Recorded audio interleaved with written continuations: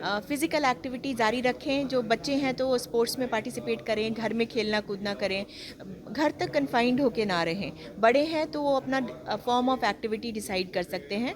तो कहते हैं 150 मिनट्स का पर वीक फिजिकल एक्टिविटी होना चाहिए, जिससे हमारी इम्यूनिटी भी बढ़ती है फिजिकल एक्टिविटी से। लैपटॉप यूज़ कर रहे हैं, उसमें चाहे गेम के लिए कर रहे हैं, चाहे वो पढ़ाई के लिए कर रहे हैं, तो जो उनकी पोस्चर है वो भी ठीक नहीं है, रीढ़ की हड्डी सही पोजीशन में नहीं है, अब जोड़ उनके पैरों के हाथों के सही पोजीशन में नहीं है, तो उसकी वजह से उनको क्रॉनिक पेन की समस्याएं जो है वो हो रही हैं। गठिया से अगर बचना है तो अगर बचने की बात मैं करूं तो कुछ बातों का ध्यान रखना चाहिए, जैसे कि मोटापा ना होने पाए।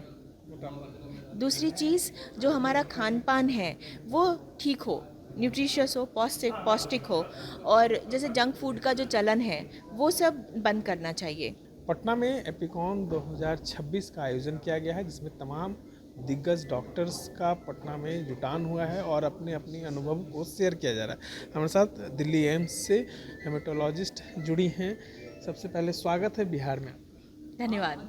मैडम, सबसे बड़ा सवाल होता है कि खून की समस्याएं जो हैं वो अब काफ़ी गंभीर हो गई हैं और ये छोटे छोटे बच्चों में ज़्यादा दिख रही हैं। इससे बचाव किस तरीके से हो और क्या कारण हो जाता है?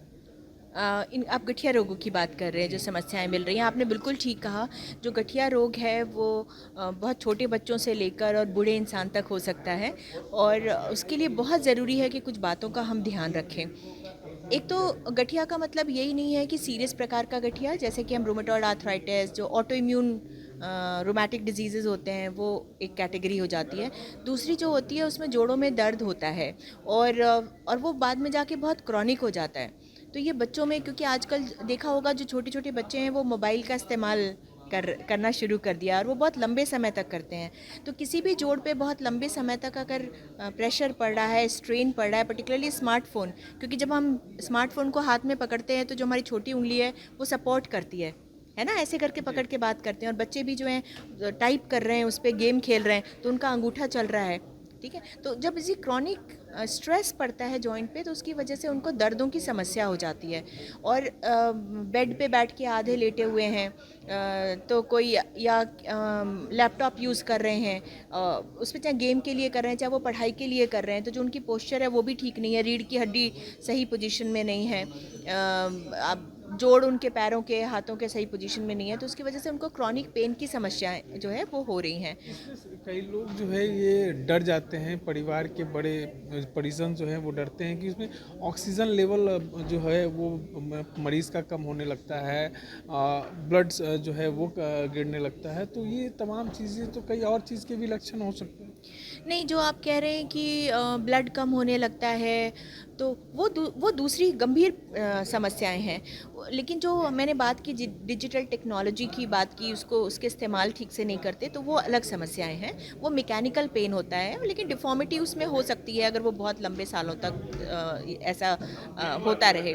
लेकिन जो दूसरे जो है आपने बात की, उसमें ऑटो इम्यून डिजीज़ेज़ होते हैं, जिसमें rheumatoid arthritis, lupus, scleroderma, vasculitis, कभी कभी खून की उल्टियाँ लोगों को हो जाती हैं, कुछ ऐसी वैस्कुलाइटिस की बीमारियाँ होती हैं। खून बनना बोन मैरो में जो है, जो बनाती है खून, वो बंद कर देती है, बोन मैरो सप्रेशन कह देते हैं। तो ऐसी बीमारी, ये तो बहुत सीरियस है, और जब किसी को ऐसी समस्या अगर है तो उसको तुरंत ही डॉक्टर को, फिजिशियन अवेलेबल हैं या पीडियाट्रिशियन अवेलेबल हैं, अगर बच्चों की समस्या है तो तुरंत दिखाना चाहिए। फर्स्ट सिम्टम्स क्या होते हैं अगर किसी को इस बीमारी से बचने की सलाह लेनी हो, तो फर्स्ट सिम्टम्स क्या हो? गठिया से अगर बचना है तो अगर बचने की बात मैं करूं तो कुछ बातों का ध्यान रखना चाहिए, जैसे कि मोटापा ना होने पाए।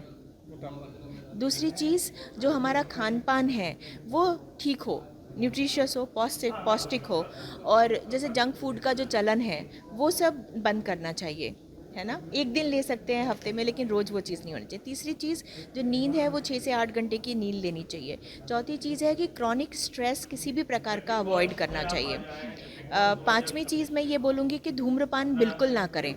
छठी चीज़, फ़िज़िकल एक्टिविटी जारी रखें। जो बच्चे हैं तो वो स्पोर्ट्स में पार्टिसिपेट करें, घर में खेलना कूदना करें, घर तक कन्फाइंड होके ना रहें। बड़े हैं तो वो अपना फॉर्म ऑफ एक्टिविटी डिसाइड कर सकते हैं। तो कहते हैं 150 मिनट्स का पर वीक फिज़िकल एक्टिविटी होना चाहिए, जिससे हमारी इम्यूनिटी भी बढ़ती है फिज़िकल एक्टिविटी से। और इसके अलावा जो योग है, मेडिटेशन है, इसको अपनी ज़िंदगी का हिस्सा ज़रूर बनाना चाहिए। उनसे काफ़ी ज़्यादा समस्याएं भी अब उत्पन्न होने लगी हैं। बात किया जाए तो चर्म रोग में भी ये समस्याएं हो रही हैं। कई जगहों पर जो है लोग जो है इसको दिखाते हैं, लेकिन ठीक नहीं होने के कारण खून को इसको बताया जाता है, सबसे बड़ा खून जिम्मेवार होता है। तो आप इस चीज़ से बचने और लोगों को और जागरूक करने के लिए क्या कुछ बताएंगे? मैं ये कहना चाहूँगी कि चाहे वो कहीं की भी बीमारी हो, त्वचा की हो, ऑर्गन्स की हो, अ, तो एक तो ये है कि आप जो इसके काबिल डॉक्टर हैं उनके पास जाइए, उनको दिखाइए।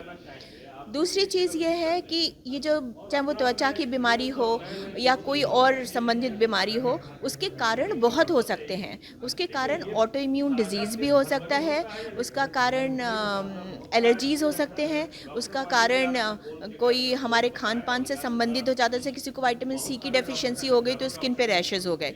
किसी विटामिन डी की डेफ़िशिएंसी हो गई तो इम्यूनिटी कम हो गई और वीकनेस होने लगी, फटीग होने लगा, चिड़चिड़ापन आ गया। तो ऐसे कैल्शियम की शरीर में कमी हो गई तो सिंपल कॉन्स्टिपेशन या फिर इरिटेबिलिटी उससे मैनिफेस्ट कर दिया। तो डॉक्टर के पास जाएं जिससे कि सही जांचें हो सकें, जो लक्षण है उसके हिसाब से, और उसका इलाज हो सके। धन्यवाद मैम। तमाम चीज़ों को आपने सुना और हमारे चैनल पर बने रहने के लिए हमारे चैनल को सब्सक्राइब करें। धन्यवाद।